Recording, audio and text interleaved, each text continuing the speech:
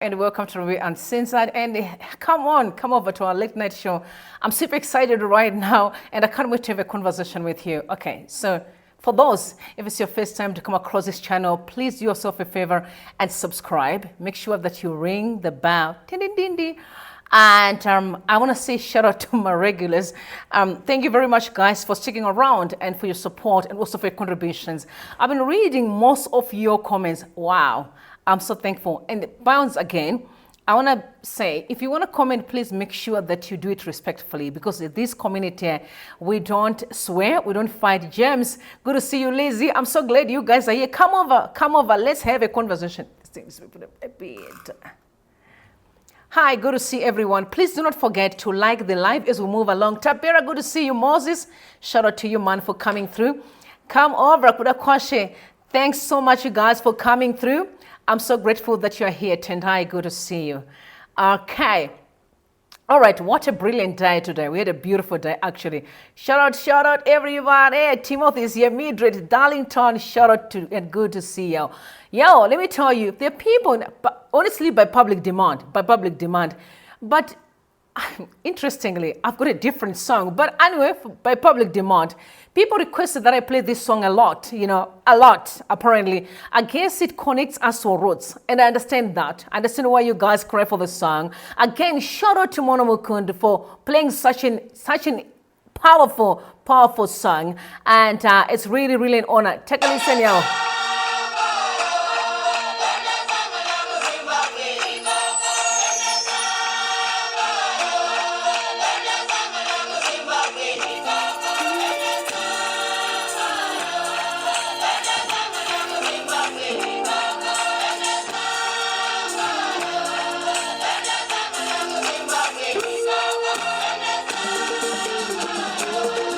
Shout out to Mono Mukund for playing such a strong song. The song is so prophetic, y'all. Good to see you. Okay, just drop your location, please. While you drop your location, do not forget to put your blue hearts. Okay, we are already on the election mode. We're not playing here. Put your blue hearts up, y'all.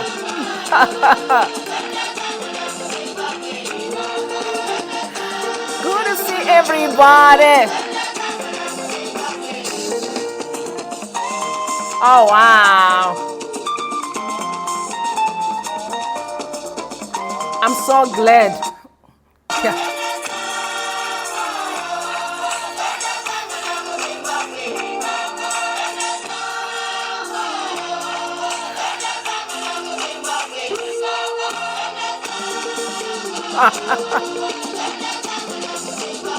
Woo! What a prophetic song, y'all.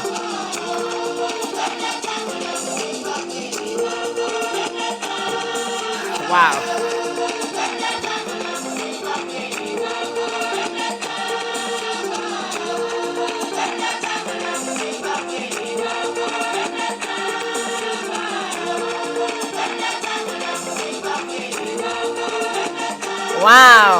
Wow, y'all.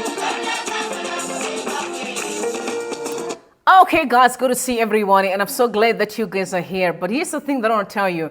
This song was literally sang by our forefathers. This song, they are the originator, the real composer of the song, Tuno Sangana Gu Zimbabwe. Yo, why am I playing this song and why it's so prophetic? It's because I think around the world, Zimbabweans are like, we want to go back home. We need to meet in Zimbabwe. We are very close to meet in Zimbabwe. Yo, across the world. Whether the devil like it or not, we will be meeting in Zimbabwe. By that time, they were literally in Mozambique, stuck fighting, for freedom.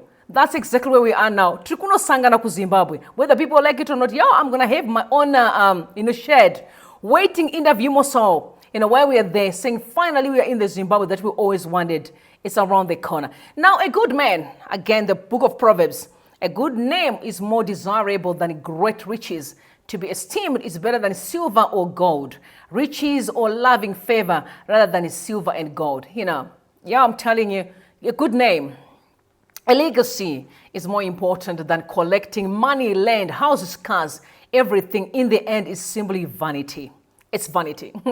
I was watching, I think about a few days ago, for those that were actually watching, on the 21st of February, it was President Robert, ex-president, the late President Robert Mugabe's birthday, and there was literally there was a lunch or dinner that was prepared for him, and there was a guy who was imitating, his words and all. And I saw Grace Mugabe there and the daughter. She was looking absolutely fly, like she was always very pristine, etiquette. She was the mother of etiquette. That's one thing that I have respect for. But unfortunately, because of greedy and power, she struggled in the end. She was not fighting with everybody, because I'm sure she wanted the post. People say she didn't, but the fights didn't make no sense. Which remind me, apparently, I'm going to run that story for a reason. It's actually the president of which country is this one? That is in Europe.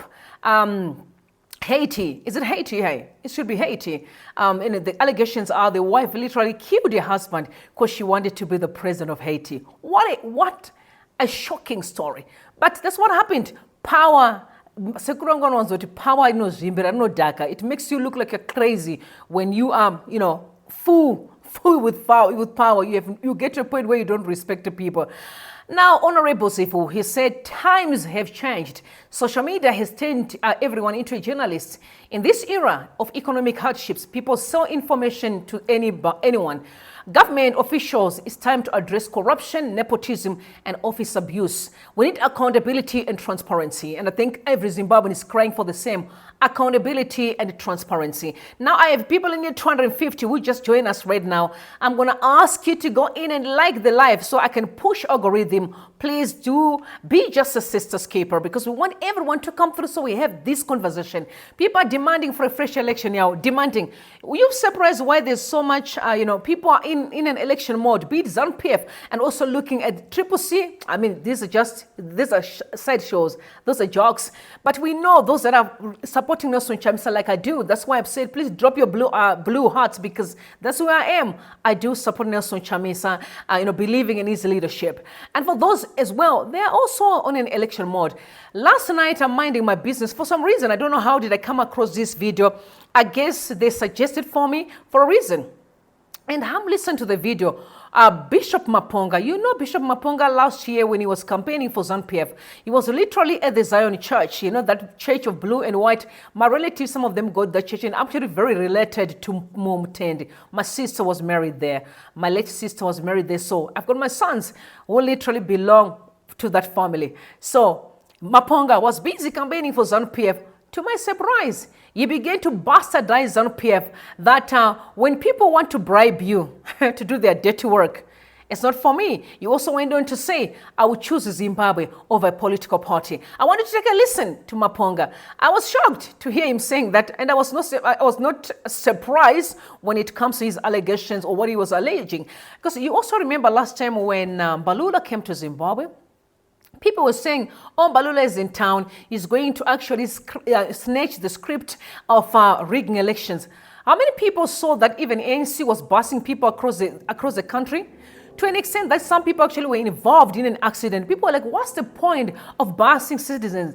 Does that sound familiar to you? That was exactly ZANU-PF's script last year.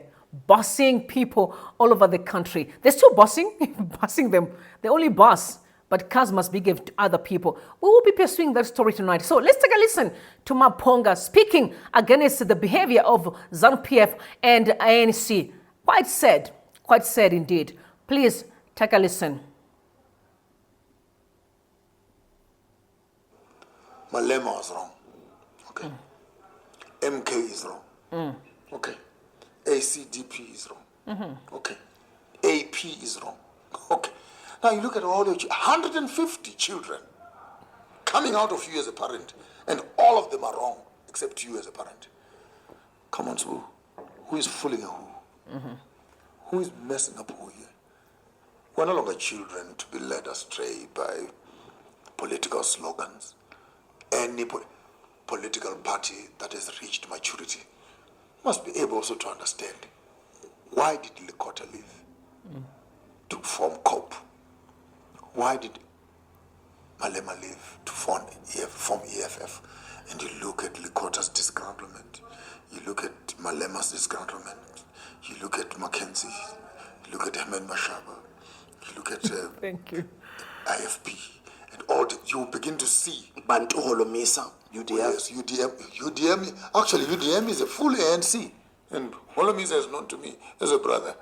Full MK trained military general, Holomisa. And he says, no. We're missing it here.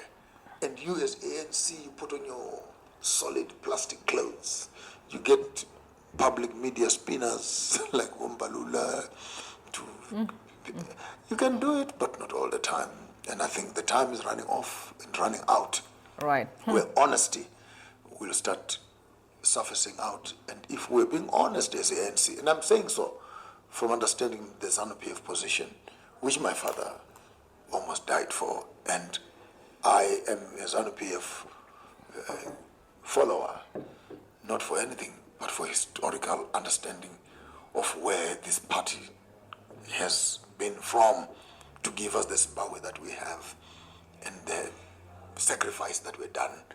And I'm sorry to say that in South Africa, you have lots of ANC people that are exactly in my position, where you may not fully agree with the leaders, but the ethos of the party which you grew up knowing are entrenched inside you. And for loyalty, you have to vote ZANU-PF. You have to vote ANC. But given time to sit around with those ANC and ZANU-PF people, if they open up the microphone and say, Maponga J, tell us what you think about us as a party, I bet to differ that we'll walk out of that meeting in the same, we'll get on the same lift. Right. Because there are genuine issues that I would want to raise with my own political party. And same goes to some of people like yourselves who are in ANC. All you knew, everything was ANC. And you cannot tell me that after 20, 40 years later, this thing that we were fighting for is no longer legitimate. You disillusion me. You almost throw me into madness. Because this is all I grew up knowing and understanding. 1976, Chris Hani, Nelson Mandela, Maibui, Africa, ANC, Oliver Tambo, and etc. This punctuated our knowledge system. And to wake up one morning with a corrupt system that does not want to address its problems, but wants to bribe me and force me into compliance with their corruption for the sake of the loyalty of the past I'm coming from, I think that's political abuse at its highest form. Right. If it is correct. ZANU-PF, if it is SWAPO, if it is UNDP, if it is ANC, you are taking the people that support you for granted. But do you love Zimbabwe more than you love ZANU-PF? Do you love ZANU-PF more than you love Zimbabwe? People then are questioning your loyalty to ZANU-PF. Don't you love your country more? That's a painful question, Sbu. Right. That's a painful question. You can't even put ZANU-PF and Zimbabwe in the same line. It should have been Rhodesia and ZANU-PF. Because the very fact that you can talk about ZANU-PF, you're already talking about the party that transformed Rhodesia to become this. So without ZANU-PF, to be honest, there will be no Zimbabwe. Without ANC, honestly, there will be no South Africa. In the Republic that we're not talking about is a rainbow nation. It was Chris Hani, Botambo, and other guys been alive with their radical moves. Maybe South Africa would not be what it is. Would have been in a war, maybe. Or, better still, maybe would have had the Azania that we were looking for.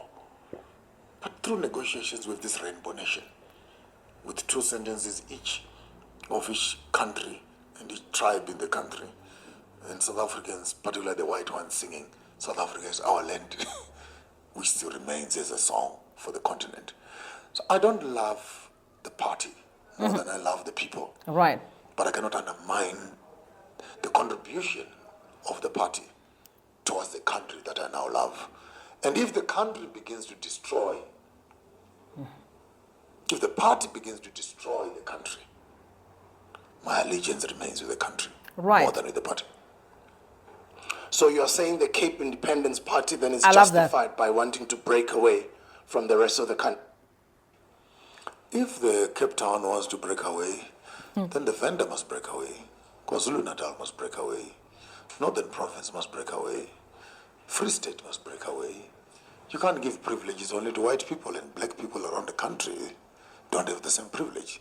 So if Orania is authority, There were times that I asked you a question, I was like, with what's going on in the country right now, I remember saying to myself, I feel like sometimes I'm like, call all those elites to come and say, can we leave you? Can you have your own country? Then we can have our own country for the poor, because we are sick and tired. Because as we speak right now, they have their own country. They have access to anything they want anytime. But the rest, the majority of people, 95% of Zimbabweans are suffering. It's only a handful that are literally manipulating systems that will suit their own personal agenda. I'm sorry to say this. If they can say, no, give their elites their own country, their own corner, then they can't mix with the rest of us. Let's go for it.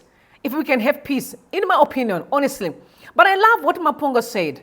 You know, as much as I'm sitting here and supporting Nelson Chamisa, it's like, hear me out. If he wakes up tomorrow and do nonsense, because you know what, I know that one day you will be the president of Zimbabwe. It's just a matter of when, but it will happen. I'm going to stand and tell him this is not what I fought for. You know what I mean? I'll make it clear to him. And because you know what? I love Zimbabwe more than I can love the party. I love you, all of you, my brothers and sisters across the board, be it your ZANU-PF, be it your whichever party. I love all of you.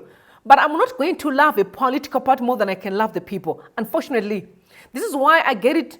I find it that some of our people are getting it wrong. Is even if the party can do nonsense, they're still separate with all allegiance to the party. But what about the nation of Zimbabwe that you claim to be fighting for? Because Zimbabwe is not a political party.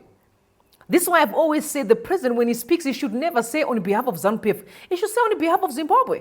But I remember hearing him in I heard him in Namibia, where he was saying on behalf of ZANU-PF. No, it's not about the political party. It's about a nation. Every Zimbabwean have to be involved in that conversation. So it's quite an interesting time. Two-thirds majority in pursuit. ZANU-PF on full swing. When I say full swing, I mean business. Full swing. Because last year, do you remember that we heard that these chiefs were being given cars? Do you remember, guys? Or we also heard that this actually on this weekend, is it weekend? Or the 29th is tomorrow. Or tomorrow, actually, the president will be meeting of chiefs. Actually, I know I come from a chieftain's family, so I'm a princess, for your own information. So when I say this has nothing to do with being a chief or no, it's about being a Zimbabwean. It comes first to me. Maybe being a chief or not doesn't even matter. I care less about it. So they'll be meeting the president, Emmerson Mnangagwa, tomorrow at 8:30, so he can replace their cars. But in the same place where they're replacing cars, there are people right now as we speak in Masvingo, no ambulances. There are ambulances. Also, you saw again Wikino Shiva, full swing, giving cars. Now they've graduated to giving bloggers. It means maybe if I was in Zimbabwe, I'll be offering a car. But to me, definitely not, because I believe in work. I want you to give me an environment where I can thrive. I can buy any car that I want in the world as long as I work. I don't believe in handouts. No, I don't take it. Being given aqua and then what? Sell my destiny and my soul for a small car? I'm too bigger than that. It's an insult to me. I won't take it. But there are people that are going to be given cars, including that fake prophet. That guy that is crazy. I call him a comedian. That is Malungu. I think he's a comedian, in my opinion. He's also going to be getting a car because he was busy singing, mantras and, singing for ZANU-PF. And finally, he's going to be having a car. Full swing of campaigning. And let someone come and tell me that there won't be elections. They're definitely coming. They know. Because you see, as much as ZANU-PF has always been on an election mode, they've never been this intense and this, guys, too loud the way they are. No. ZANU-PF never gave cars the way they do. They would give chiefs cars and maybe, those, their supporters to campaign. But why now? There's also an issue. Not the two-thirds majority, but third term, which people are saying not in our lifetime. It will never happen. People are saying no, it's the right thing or nothing. The constitution or nothing. The referendum, I can only imagine if they would come to Zimbabwe and said, what do you think about the third term? They know that that will meet with a big no from almost every Zimbabwean to say no. Give other people a chance. We thank you for what you have done. We appreciate you, Mr. President, for the work that you did, but give other people a chance. Now I want you to listen to Masvingo. Very sad. Only one hospital in Masvingo, but people are fighting for, it's all the campaign mode. Cars are being dished out everywhere, but no ambulances in the hospital. Are these the people that you can give another term? to be, another term. Can they have another term again, Yao? Let me know if they can. But take a listen to what Masvingo has been saying. By right, munafam kubudiswa ni person. Anafamba baro. Munokwaza munhu. And it kunoda a response card. Ine maparamedics akatrained. Anogona kuchengetedza musiba. Mazvizisi. Saka munhu akakuvara in an accident, akakuvara huro, kungoda ati vachirema. You understand? Saka koda vanhu vanouya vostabiliza huro, vomubudisa zvakanaka, anobudiswa nei? Tinoona tinogwenya nemajega nechii, tinenge tine a response vehicle ye-fire brigade inouya nemakata zichivhura munhu achiita zvakanaka. Anditi, it takes you 3 minutes to die. Okay. Musoro ukakuvara, it takes you 3 minutes ukashawa oxygen. Should be a brain dead. Chero tikakumutsa, you're. So what we need is people who can rush to the scene and start offering that emergency care. Masvingo tongoti ambulance here, basa rayo ndeyokusenga madzimai kubva kumishedi vachimanyisa anditi. But what we really need is an ambulance service yokuti chero munhu akati mairadomra mumba. Yeah. To have a centralized ambulance service yeMasvingo, international, but yeMasvingo. Ndikafona number 112.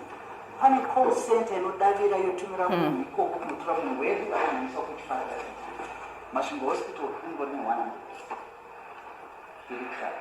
Izvezvi zvipakaita challenge because of our issues capacity. Ndo ambulance inomanisira munhu. Saka izvezvi handiti ambulance yenda. Munhu akakuvara mitombo services. Pakaita accident yemotikari. So Masvingo has got only one one ambulance, for your own information, one. An entire Masvingo has got one ambulance, but cars are being dished out. The roads are not fixed. Can I say this? It's time we have to tell each other the truth. The people that are dishing cars don't even have a problem at all. The ones that are receiving cars are even more toxic than those that are giving out cars. And I'm going to explain to you why.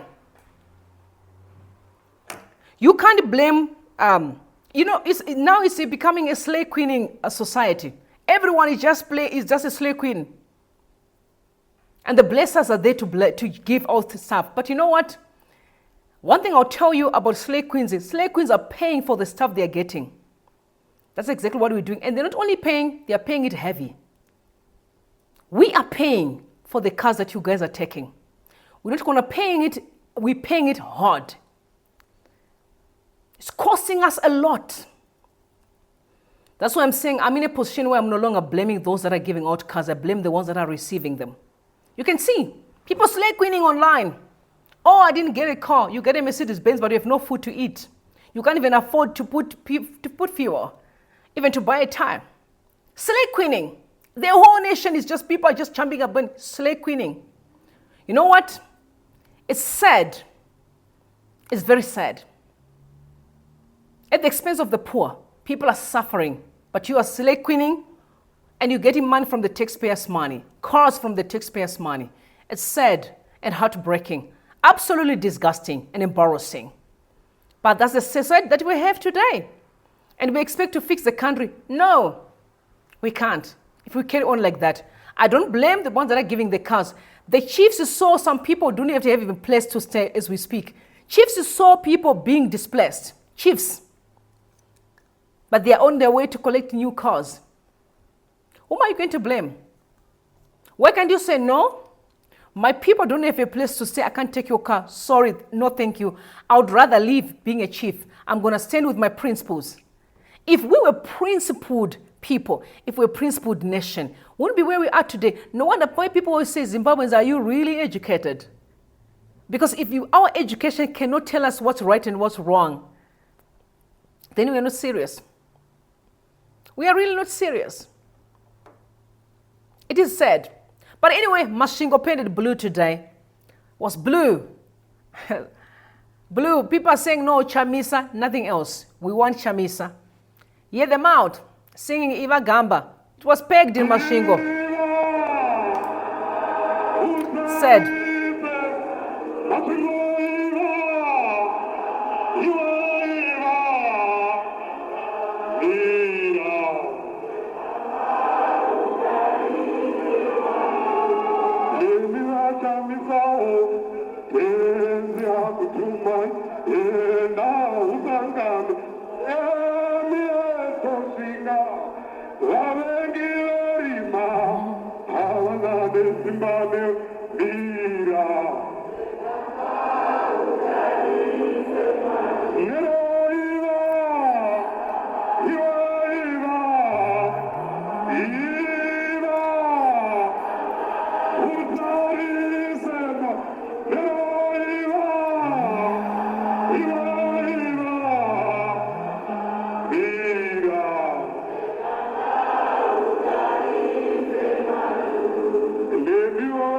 I've got so much respect when fathers standing up and do what's right.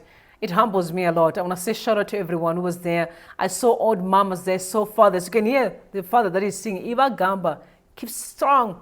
We need to look at the enemy. The real enemy that we have today is evil.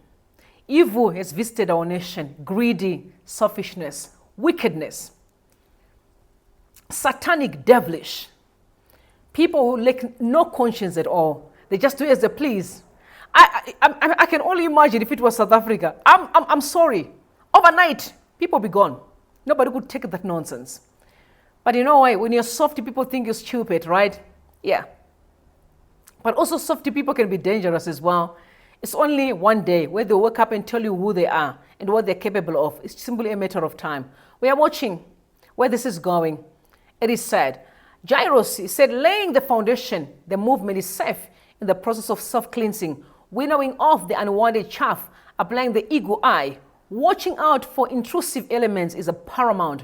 We will page them one by one. We know them, the wolves who are hanging around in sheepskin. We know the people that betrayed us. Some of them, they are still in hiding, but we are watching. Eyes on the ball, eyes on the enemy. Ziso Pomeroy, we're not stupid. They call it Ziso Pomeroy. Our eyes are watching you. They are on you. They are on you, devil. We can see you. We can see you. Okay, and Blessing said, King out Nelson Chamisa by Nguve's group was a brilliant move. Clearly, I mean, he's just the darling of the masses. The overflowing enthusiasm at today's Blue movement gathering in Masvingo speaks volumes about the nation's anticipation for Chamisa's inevitable leadership. People are waiting. They can't wait to see Nelson Chamisa reigns. I'm also here supporting, this is why I'm saying blue to Zimbabwe. It's a movement. We still believe, that we're going to come across, and we will cross over. We'll cross over to Canaan soon, very soon than you think. Now, the only unity Chamisa needs is grassroots, not elites, not lawyers, professors, or award-winning journals. Nelson Chamisa says only look after the masses. All of us, the grassroots are standing with him. We are crossing over. That's why people are demanding that we have a fresh election. Demanding. But Dr. Mumba had an interview with Africa for Dummies. Again saying, no, we are going to defend democracy in Africa. All these shenanigans that are going on, people trying to take us off what happened last year. No, we haven't forgotten. We know for sure what happened last year. So I want you to take a listen to Dr. Mumba speaking. He is very clear when it comes to defending democracy and make sure that there won't be coups again in Africa, especially here in the Southern Africa. Very, very clear. So I want us to take a listen to him speaking. Oh boy, there's something that I've forgotten. I want you to take a listen, please.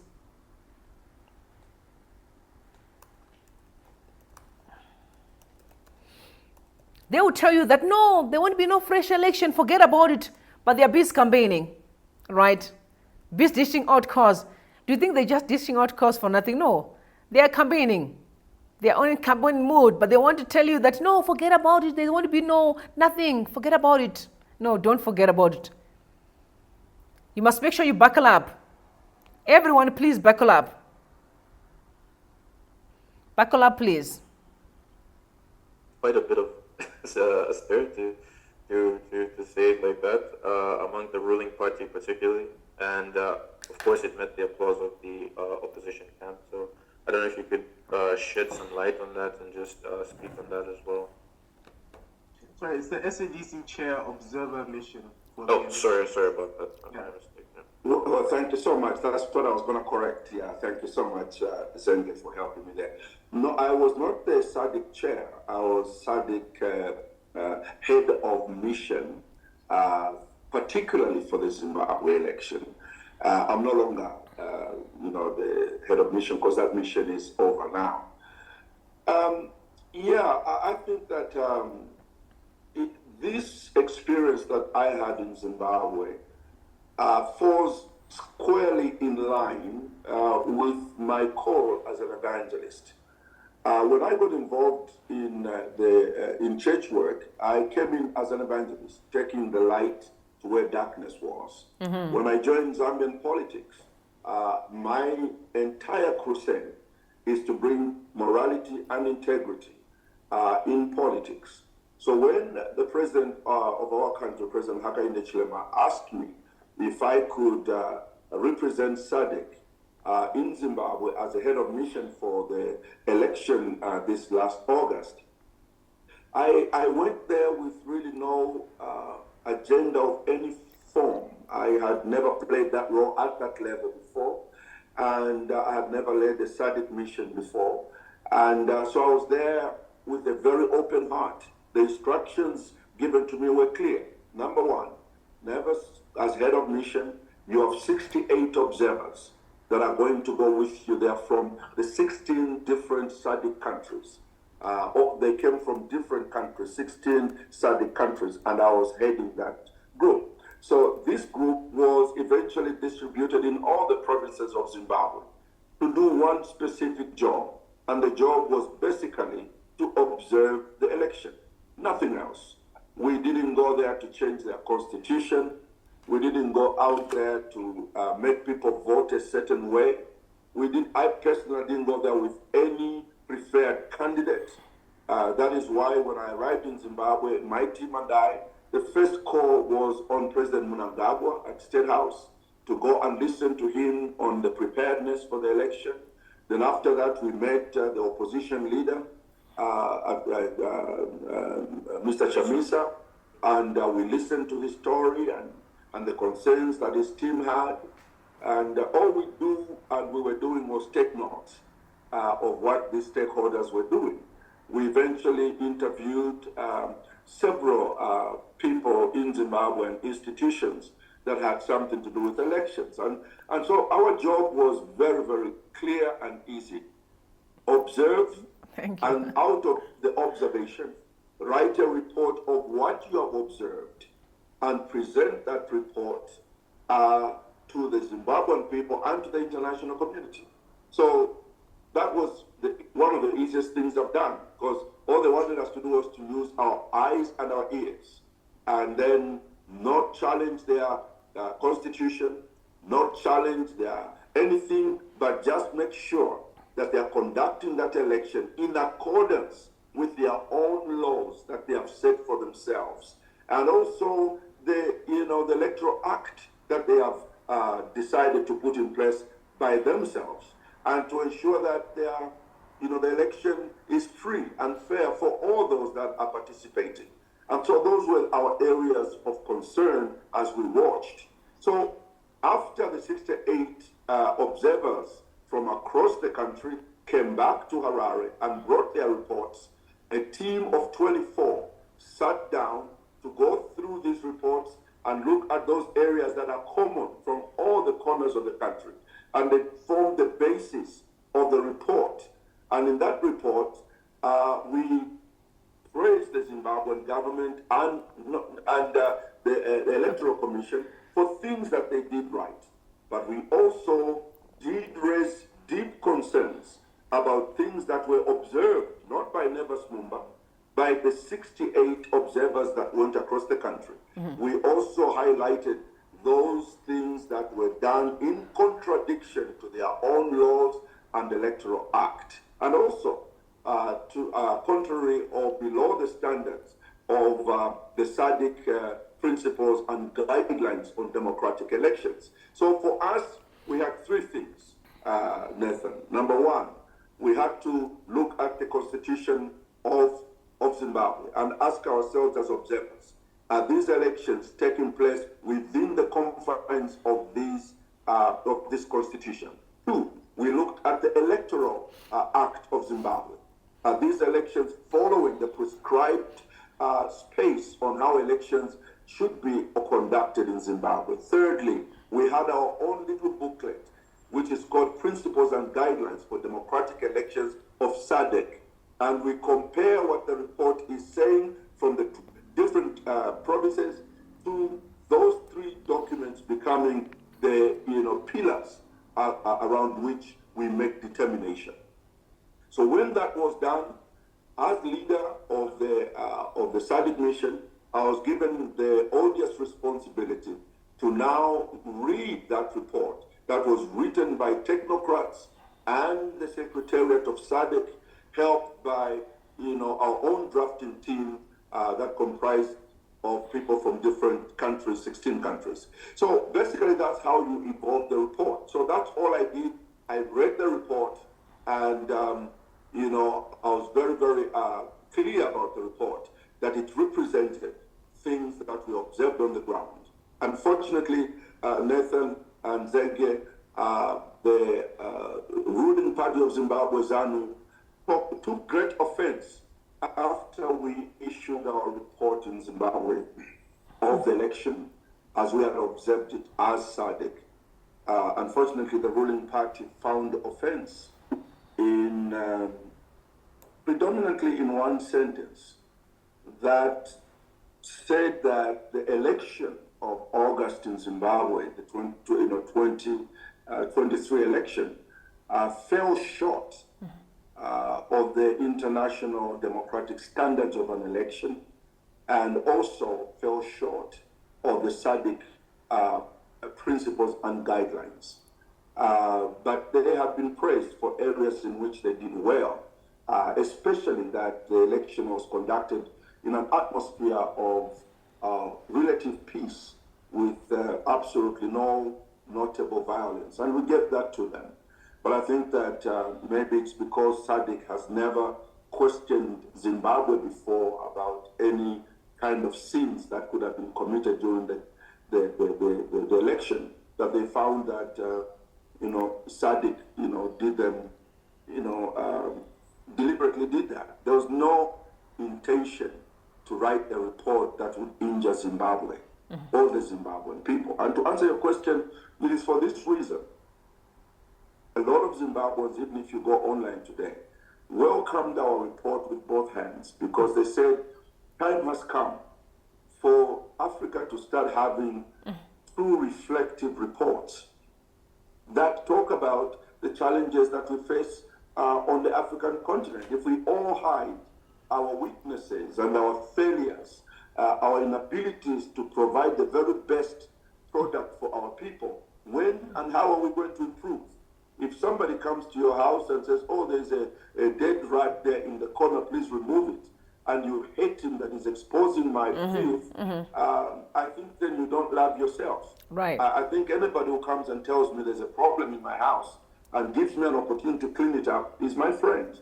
And I think that SADC needs to move, and I know that it happens all over the world, but I think SADC needs to continue to be truthful, as that is the only way that we can improve the story of democracy in our region and on our continent. If we tell lies to each other and scratch each other at the back and tell them we are doing well when our people are dying, when our people are not able to express themselves, we are doing a great injustice, not to foreigners, but to ourselves. And Zimbabwe is a brother. And just like Zambia, I would not allow what I would hate to see happen in Zambia to happen in Zimbabwe, because we are neighbors and we are brothers. So what's good for Zambia is good for Zimbabwe and vice versa. So that is the story of Zimbabwe, and I'm very proud of the team that I worked with, one of the most intelligent. All right. You heard Dr. Mumba made it clear. And I know ZANU-PF's trying to help Zimbabwe not forget about elections. There's nothing that's going to happen. And what do you expect them to say? What do you expect them to say? Because today, after Dumiso, Prince Dubeko, Sibanda, sorry, my bad, You sent out a message. You said, Masvingo yatini that this country can't continue with the illegitimacy. It has to stop. We can't continue like this. And then the ZANU-PF supporter, he's a hardcore supporter, Padare. He's known on Twitter being this vile dude. He was like, this opposition is a curse. This is crazy. To our people, surely ZANU and Police Zimbabwe should challenge dangerous misinformation going on here. Parliament in Zimbabwe, these flawed, clumsy, claims by Triple C Buru cannot be supported at law. Let's not normalize the abnormal. This is dangerous politics. So people should not say that the elections were unfree and fair, but everyone was watching. Who didn't see? Who did not see? So I don't know if you guys have seen the petition that is circulating right now that has been dropped today, literally drafted by Zarinkeni Samuel Chasi. I'm going to actually drop the link in the community section or in the description box because I want you guys to petition for those that want to petition for the election to be coming this June 2024. So he said, Chasi wrote a petition to AU Sadc international community that we want elections free, fair and credible election in June 2024. You have heard speculations that people want this election to be revisited because there was never an election. Now, I want to give you a history of who Zaringeni Samuel Chasi is. So, you know, he's a Zimbabwean politician. He's actually the commander-in-chief for People's Patriotic Party.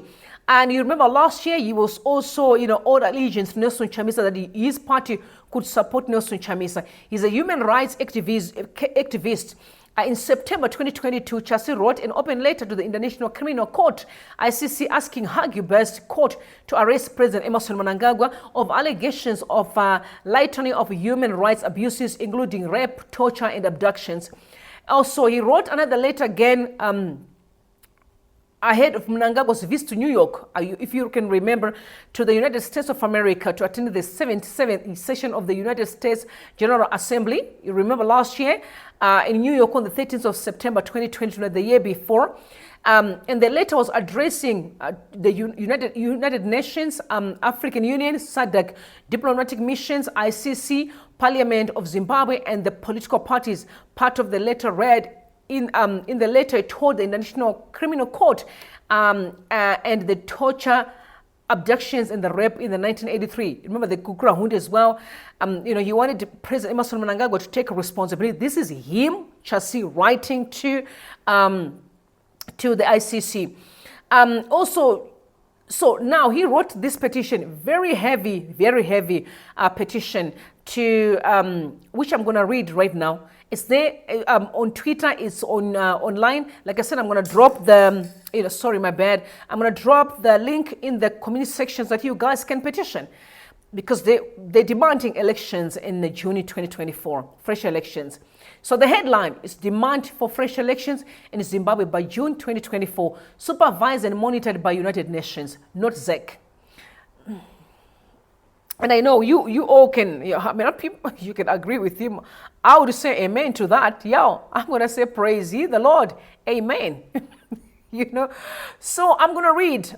It's quite a very, very long article, but I'm going to read like first 2 paragraphs and then I'm going to go to the conclusion because most of the things that I highlighted, we all know, we're much aware of the things that he is highlighting. So he said, harmonized elections conducted 23rd of August 2023 in Zimbabwe are not in accordance with the Electoral Act or Constitution of Zimbabwe. Furthermore, standards to principles and guidelines governing to democratic elections from SADC, AU, and United Nations, which is Zimbabwe's 4 member state, were not adhered to. Representing 15 million Zimbabweans, we petition and demand free and fair elections to be held in Zimbabwe by June 2024, supervised and monitored by the United Nations with extraordinary session nullification of 23 to 24 August 2023 fraudulent election. 4.5 million Zimbabweans are refugees worldwide, with 2 million in SADC states over gross violations to International Covenant on Civil and Political Rights, Convention on the Elimination of all forms of racial discrimination, International Covenant on Economic, Social and Cultural Rights, Universal Declaration of Human Rights. You say also main opposition was infiltrated to recall legislators and split the party in a matrix to frustrate and create vacuum for talks and potential GNU with ZANU-PF currently on international splits to impeach their leader in it. Oh, wow. Wow, this is something else here. Let me read again. I didn't know actually that there's impeachment going on in ZANU-PF. All right. But I also remember last year when Ziyambi was speaking to a group of ZANU-PF supporters. He was like, if you're thinking of impeaching the president, he said, don't even cough, don't try it. Don't try it. You remember? He said, because ZANU-PF will spit you. I don't know if you guys can remember that video that was circulating online, but I'm going to repeat because that's quite an interesting point there. He said main opposition was infiltrated. We also saw the recall legislators and split the party in a matrix to frustrate and create vacuum for talks and potential GNU with ZANU-PF. All right, so they were trying to block talks. This is what he is alleging. He went on to say with ZANU-PF currently on internal splits to impeach their leader in a theatrical succession. Oh, wow. Oh, this is one of the reasons why Maware, responded when someone say, oh, the president is seeking for a third term. And he said that, no, but you better pray that he finishes his second term. Oh, okay. All right. Okay, interesting. So he went on to, so he said Electoral Commission is conducting numerous by-elections, which is now footingly a business in autocracy by ZANU-PF to maintain two-thirds majority from 2023 illegitimate elections. ZANU-PF regime reigns with terror from land invasions, company seizures, money laundering by central bank, electoral fraud, Operation Mrambachina, coup d'etat in 2017, Operation Restore Legacy, 28 military shootings are cumulative to 2008 human butcherings. Lest we forget 20,000 plus victims from 1987 Gukrahundi, with additional mass graves uncovered and daily assassinations, incarcerations, abductions, tortures and arson. 95% of population is in a 2.6% fatality rate of 12,000 plus case with over 300 deaths. Undergoing electricity and water shedding 24 to 96 hours in a cholera outbreak, not limited to hospitals, prisons, morgues, schools, courts, industries, etc.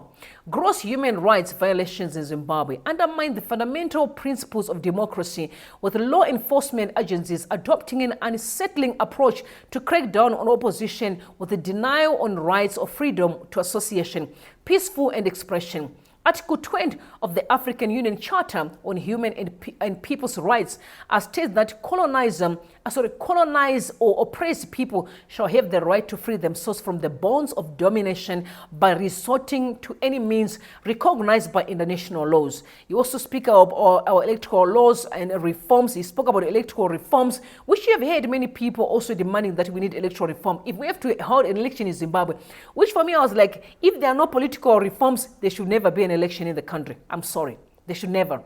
And when you talk of electoral reforms, I feel, in my opinion, that ZAC should never be seen in that space.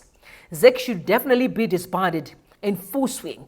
They must never, absolutely never, be seen in the space, because they definitely have failed the people of Zimbabwe. I also say voter registration as well. He addressed that, which you know, you saw what was happening in terms of the delimitation report, the fights left, right and center. It was drama after drama. It was court battles, as if the court was literally holding the elections. There's also an issue of civic and voter education. You saw what was going on in our society. You spoke about the nomination court, drama after drama. He also went on to talk about the delimitation report, which I mentioned earlier on. He spoke about the campaign environment and voting procedures, which you saw that it was actually very difficult for the opposition party to hold most of their campaigns because of blockage. There were hurdles with the security forces blocking Citizen Coalition for Change to actually campaign. Not only them, even all the political parties. I remember Chapman as well complaining the same thing, that most of his rallies were actually blocked by the police. There's also Electoral Commission. Again, ZANU. I don't want to even talk about ZANU. Actually, I have nothing to say about ZANU. Absolutely nothing. Now, he also spoke about the observer missions. Then he was referring to most of the reports that came out, which was the Sadc report. He spoke about the EU, and you saw the EU, African Union reports. So I think all those things, he also robbed that information in. So, but I'm going to read the conclusion.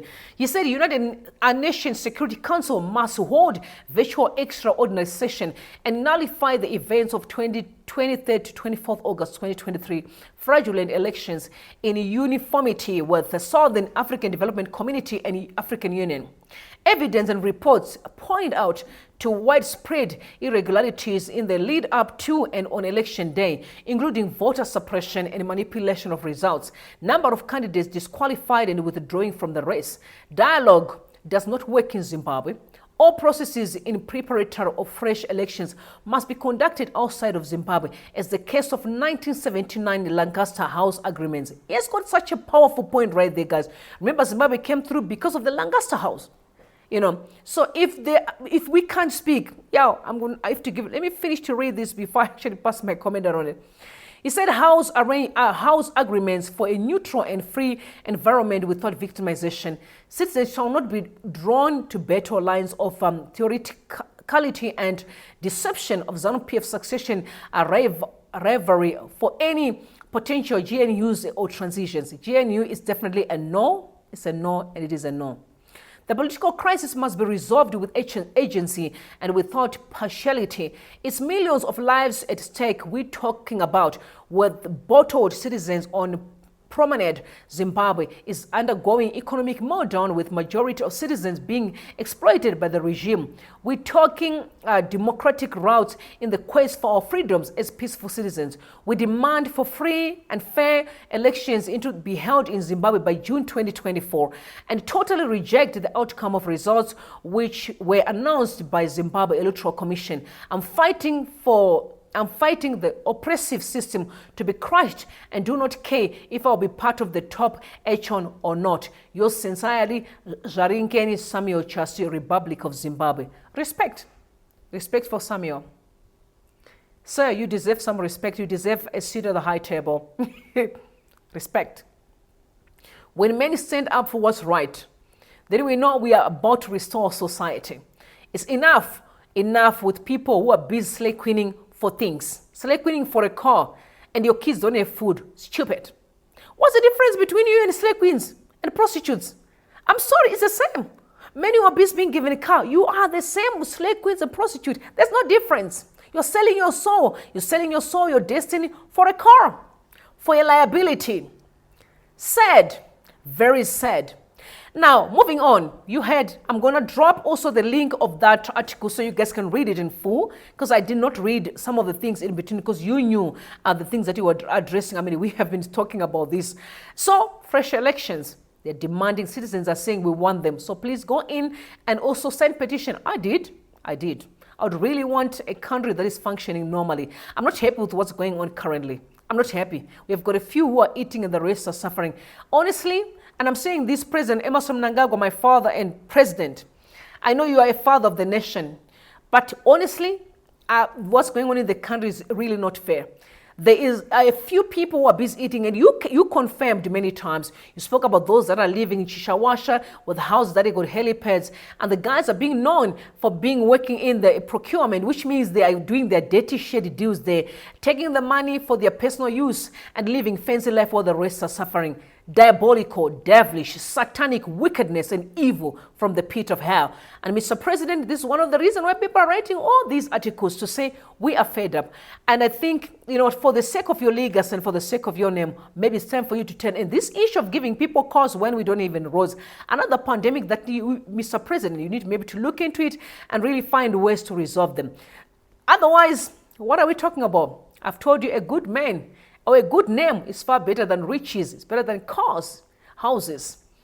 A good name. It's a legacy we are talking about here. It's your legacy that is online. Now we're moving on to the issue of Starlink. You have seen that the Starlink has been declared illegal in Zimbabwe. People are saying it is the cheapest internet that we can have. Yeah, I've seen most countries. If internet was in Zimbabwe and accessible in the rural areas, I think most of these young people will be actually creating jobs, studying, reading. I mean, you name it. You name it. But even those that are in town are struggling to actually have access to internet.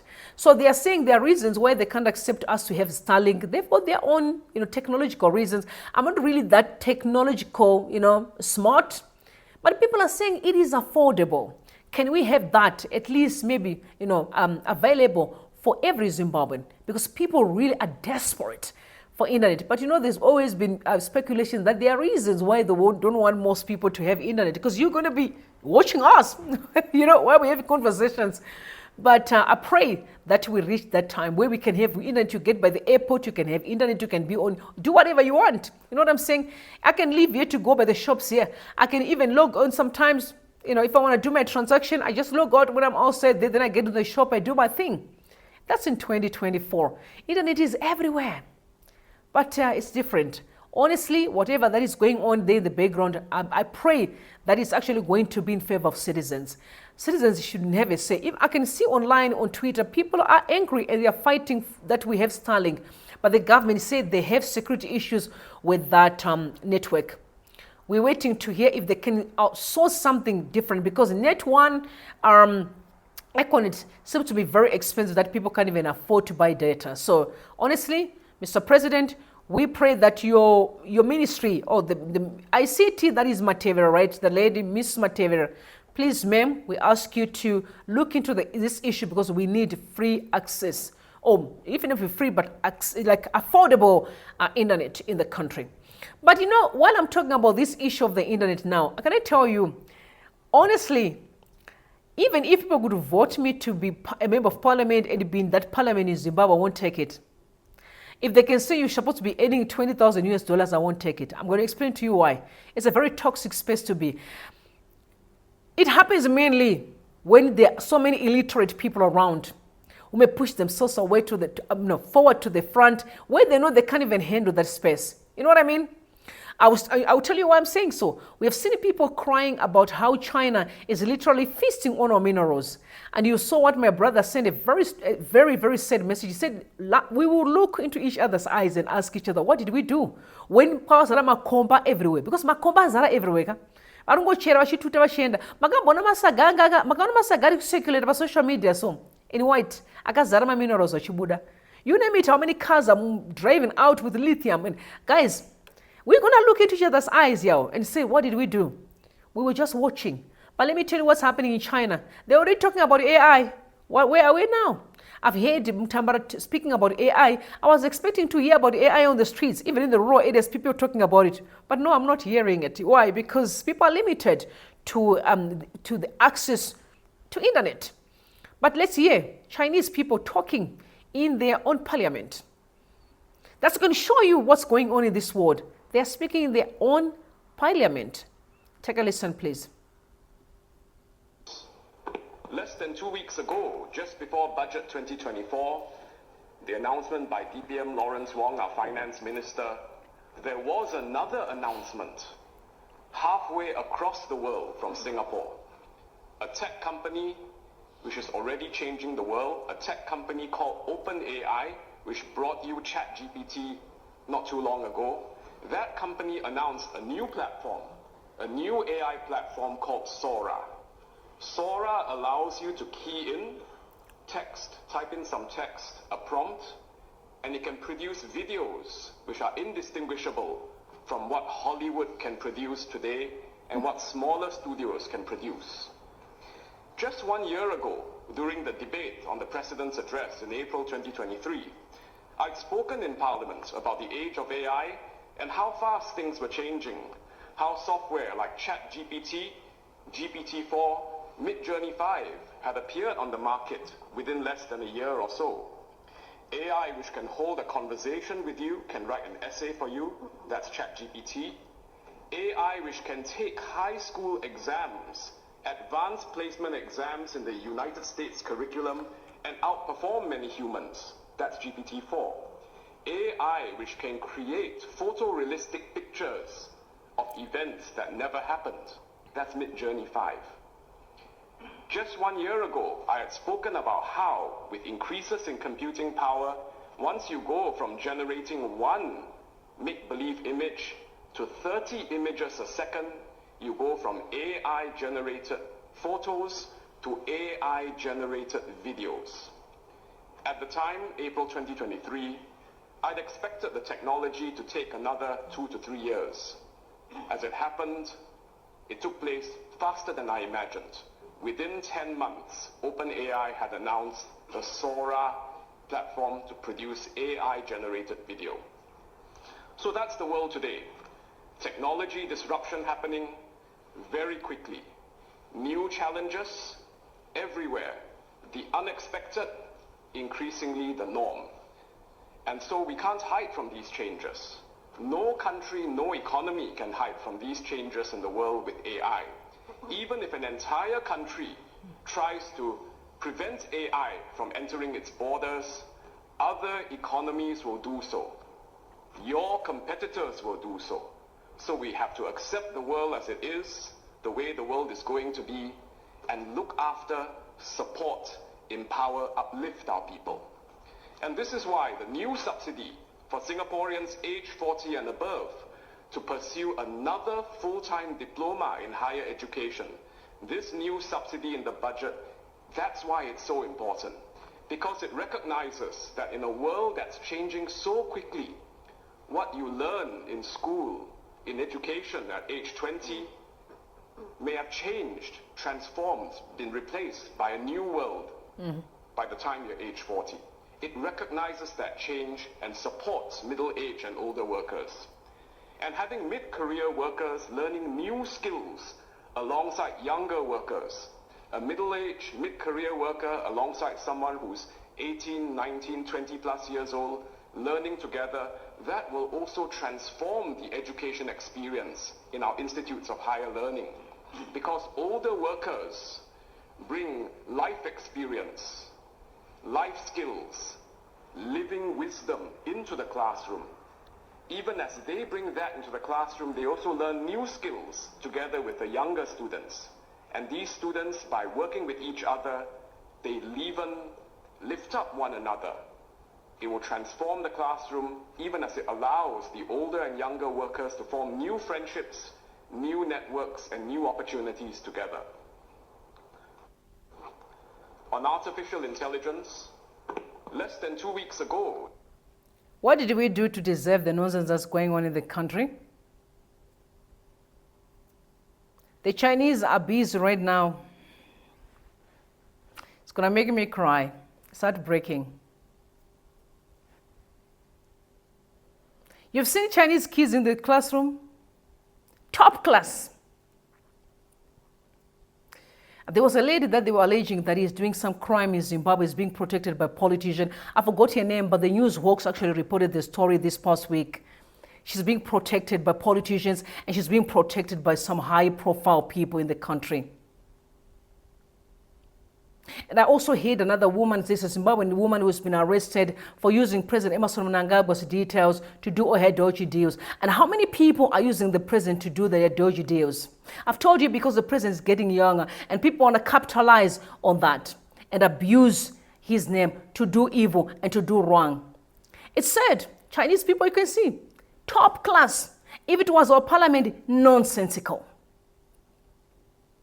All the people are coming to sleep. They're pushing the young who can at least revamp and revolutionize the parliament. They want just toxicity, paving ways for people who can't even write and read. We have to be told things. I'm talking, you know what I'm referring to be in parliament. What are you talking about? What are you doing there? Nothing. Just to be idle there. Sad and disgusting. It is disgusting, honestly disgusting. Our country needs to move forward. We cannot afford in 2024 acting like we are crazy. People always question us, the Zimbabweans, are you really serious that you are educated? Your behavior don't make sense. He said, so Tonio sent out that video. He said, while Zimbabwean government is discussing color, did you hear that there was this meeting talking about the color thing? Guys, I'm so sick and tired, yes. I'm sick and tired. Bring Cambridge back. Discussing color. Other countries are reviewing their curriculum to prepare for AI. Can you see? And I don't know what they were talking about today. You couldn't even listen to that nonsense. And I remember responding to Nick Mangwana, and I said to him, what are you doing there? Do you know that you are literally messing up and ruining people's lives? So he said, no, but I'm not the Minister of Education. My kids went to school in the United Kingdom. My kids are grown. That's what he was saying on Twitter. On X, sorry. They don't care. Their kids they study abroad. They do Cambridge, remember? Yeah. But whose kids are you ruining? The poorest children. I also read an article that even the war vets are complaining that their kids' school fees haven't been paid. Remember, the government is supposed to pay their children's fees. No, they haven't been paid, I think for 2 terms or so, if I'm not mistaken. I need to get my facts right, but I read that article. We need to start introspecting. It's embarrassing. It is really, really embarrassing. Now moving on. I don't know if for those who've got children, do you give what you call tough love? Like I've never had one, but I do have a child for your own information. But so, I don't know, but you know what I mean. Okay, you know what I mean. I can't explain, but you know what I mean. Do you do what's called tough love, y'all? Because yeah, I have respect for Themba Mliso, but I'm going to tell you why I think the decision he made is a good decision. So one of Themba Mliso's child, you know, he's got almost 20-something, if I'm not mistaken. Beautiful, gorgeous little angel. Gorgeous girl. Dark in complexion, chocolate, beautiful. She was arrested when they caught her with drugs. But Themba Mliso wrote a very long thread yesterday that he didn't mind because he tried to speak to her. You know, and he tried to even say, come and stay with me. But I think she's got a very dangerous boyfriend. You know, when you start playing with the wrong people in life, they can mislead you. But can you give tough love as a parent? So because he said no, she'd rather go to jail. So she was arrested. Today, they did not give her the bail. So he wrote this article, another message today, said the wheels of justice have turned and my daughter was denied bail and he will be held in custody until trial commences on the 12th of March. It's tough, but I'm off to visit her now and start the process to get her the best help possibly legally, emotionally, and mentally. I thank everyone for your fervent prayers and kind words for encouragement and support. From here on, the matter will be handled as a private family matter. Thank you, God bless. Because he was kind of talking a lot on social media. And some people were saying that's not a good idea for you to talk about your child. I don't think it was wrong because, it's one thing for you to say your story or waiting for the bloggers to bring the story and they start manipulating it. But I respect him for taking that story on his own and bring it to the people. So yeah, the daughter was caught with drugs. But you know there's so many people today in Zimbabwe that are struggling with their family members who are also battling with drug addiction. And the last time I checked the Zimbabwean drugs, they were not, drugs in Zim. But you know what? That's what happens when you have corrupt politicians who are greedy and love of money. Because the moment you start living in the life that is fancy and you can't fund it, you end up doing evil to actually be able to protect what you have. That's what's going on here. They wanted to live a life they can't afford. They did not believe in the process. They were stealing and looting until they didn't have nothing to loot. Now they are now enrolling and bring drugs into the country and destroy the future of the young. Some people I can't wait for their day. Your day is coming, brothers and sisters, for your evil work. It's coming. The day is coming. Don't say we didn't warn you. So that's why most of the kids are. But now Themba Mliso can see these are the consequences of corruption. The consequences of evil. When we keep saying evil isn't right in a nation, that's what we mean. Some people say, I'm safe. No, I've got money served. No, I've got my retirement annuity in order. I have got insurance. My kids' fees has been paid. Someone's got insurance for school fees. If I die, my kids will be cool. No, they'll be caught by these drug pushers. Because let me tell you what they do. They come after the children that they know that they have the money to pay to keep on coming back to the drug dealers. But in the end of the day, is the lives of children that's being ruined. You remember Mugabe's kids? You remember the stories in Senton? Pouring water, champagne on their diamond watches. You remember the story? And when that woman was beaten up by Grace Mugabe with a cable, do you remember the story? One mistake that she did when she was beaten with a cable was She was given an open check, y'all. After a forum, you owe that woman her life. She was given an open check by Grace Mugabe to say, how much do you want for what we have done to you? Afro Forum said, no, she must be arrested. Do you think Grace Mugabe was going to go to prison? A president's wife. But you know what happened? She lost. I was going to write $1 million. She was going to be given $1 million. They've got the money. Why no? They've got the money. They're alleging that she's a billionaire. As a matter of fact, they said that Grace Mugabe is a billionaire. That was Eddie Cross who said so. She's a billionaire. But Breto said that must be an extremely challenging time for you, my brother. There's a lot to learn from you on how you have handled this matter. But let me tell you why he chose he had to go to prison. Because of course, you know, I mean, Themba Mliso, honestly, considering Zimbabwe, do you think he was not going to take his daughter out? But let me tell you what's called tough love. What people don't realize is that if you don't get rehabilitation, you may still go back again. I think it's important for her to be in prison because then she can be rehabilitated. And you also mentioned that yesterday. Because I do have someone that I know very well that was in Paris. She was telling a story that the son also was struggling with drugs. She even said to me, Rumbi, you don't even know how many kids are being ruined in Bahrain today. And she said, I had to let my son go to prison. Intentionally, I was like, no, let him go to prison. He can't stay here because he was going to kill me. Can you hear? Parents can't stay with their children indoors. But now let me tell you how the drug started so that you can protect your children and pray for them. It's a satanic covenant. It's bigger than what you guys think. A few years ago, I knew someone was very close to me. And I'm asking him because his friends were arrested. And he looked squarely in my eyes. He said to me, now I'm going to tell you the truth, Rumbi. I said, what is it? He said, when you see drugs, they're just not drugs. It's bigger. It's a very, very well connected syndicate, a satanic covenant that is there to come and ruin people's lives. It hijacks your brain and then they begin to direct you in the path of wrong and evil.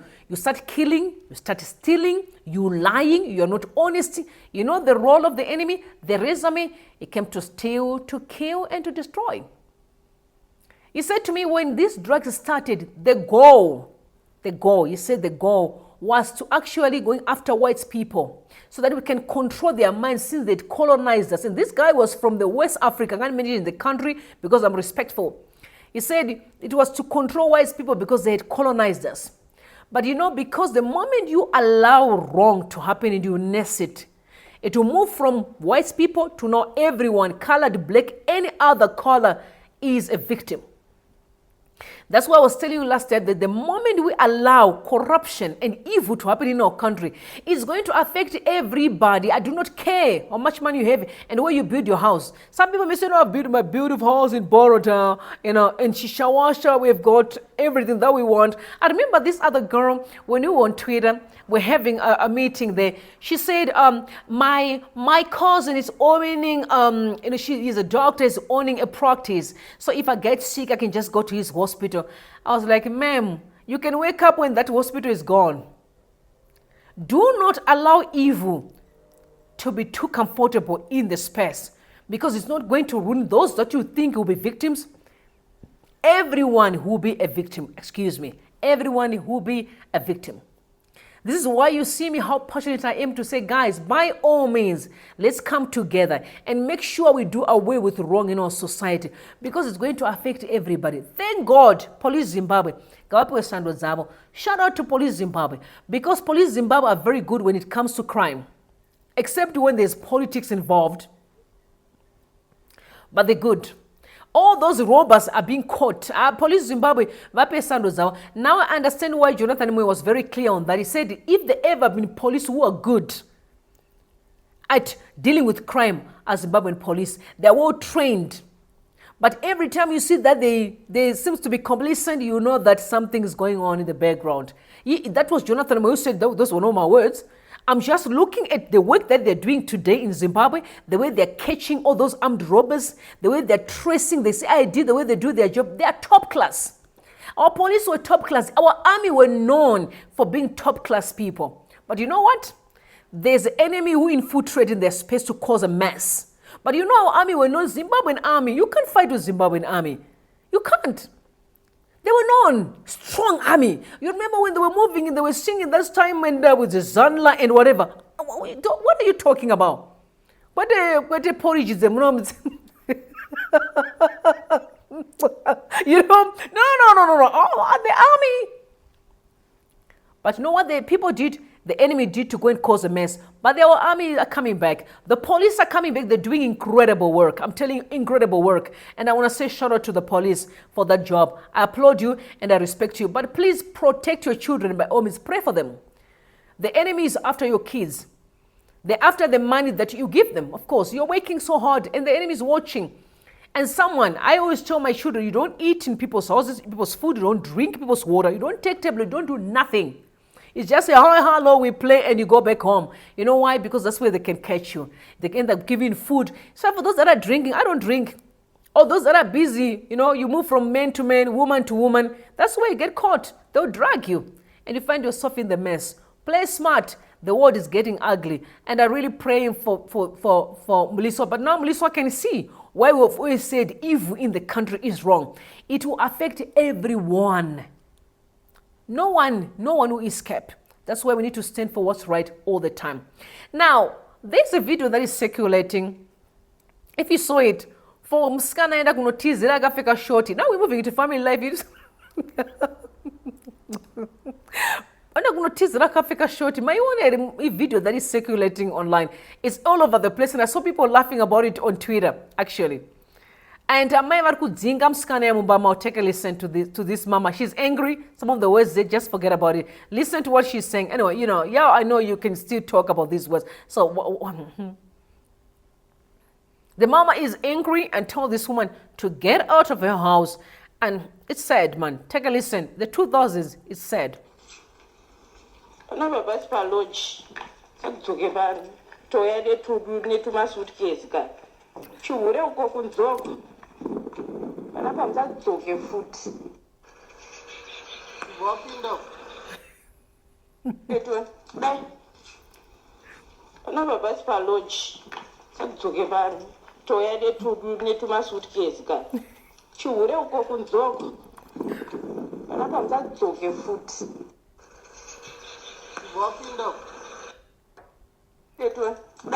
It's sad.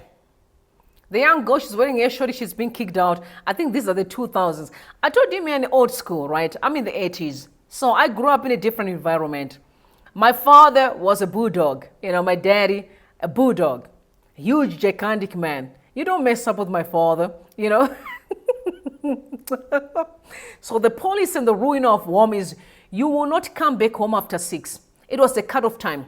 Now, what my dad used to do, you would sit outside the house at 10 minutes to 6. And you'll be checking his time. And my daddy, you know those belts that you used to buy? You know, like when Edgar's used to sell original leather. You know that original leather? The belt. And I'm talking about the belt, the real belt. So I'll be checking his time, 6 minutes to, 5 minutes to 6, 4 minutes to 6. It will be like a countdown. Try to come at 6:05. And you see how that man is going to look like. May God bless my daddy. And I'm thankful that he was that tough. You know, he was giving that real tough love. And you put you in your place. At the age of 21, when I got a key and I thought, oh my God, now I can do my thing, y'all. I'm like, ask me what happened in Harare. The man put me in my place. Oh yes, my daddy. You was a real leather belt. You don't play. So these young kids in 2024 are just, they can sleep anywhere they want to sleep and come tomorrow. Not in my house. Not in here. You can't do it. You go wherever you go, you don't come back here. The level of disrespect. No, I don't blame this mom. Check you out to go back to your mom's house. First of all, you come because it is roka feka shorty. The level of disrespect that these young kids have. Too much pride and arrogance. And respect for the mom for telling you to go back to the parents you were never raised properly. Go back to your mom's house so that they can put you in place.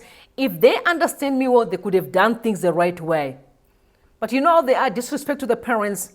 Now the embarrassment, it is really, really, really sad. But I have respect for the woman that is speaking there. I'm not going to be a person who comes and says, no, but I'm just going to take everything when the kids can do whatever they want. It's the 2024. Kids can just, let them, they go to their boyfriend's house and come back tomorrow.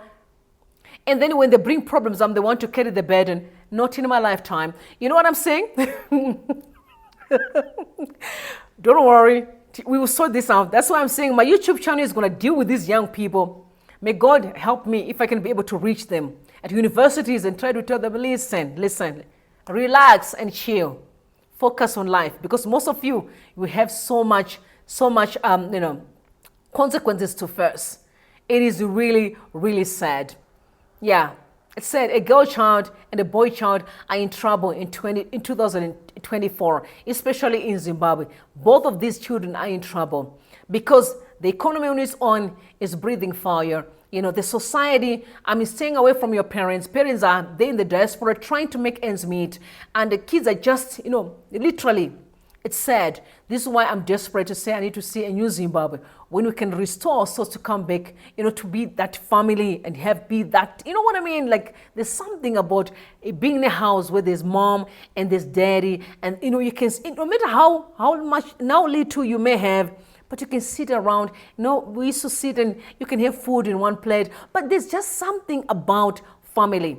But we have lost that. And I pray that there can be restoration in our family life. I'm desperate to see that happening in Zimbabwe in my lifetime. And I know that God will do it. Very soon, we'll be able to restore that Zimbabwe. This is why I'm so grateful for every man and woman who are demanding that we have a free election. I'll tell you why.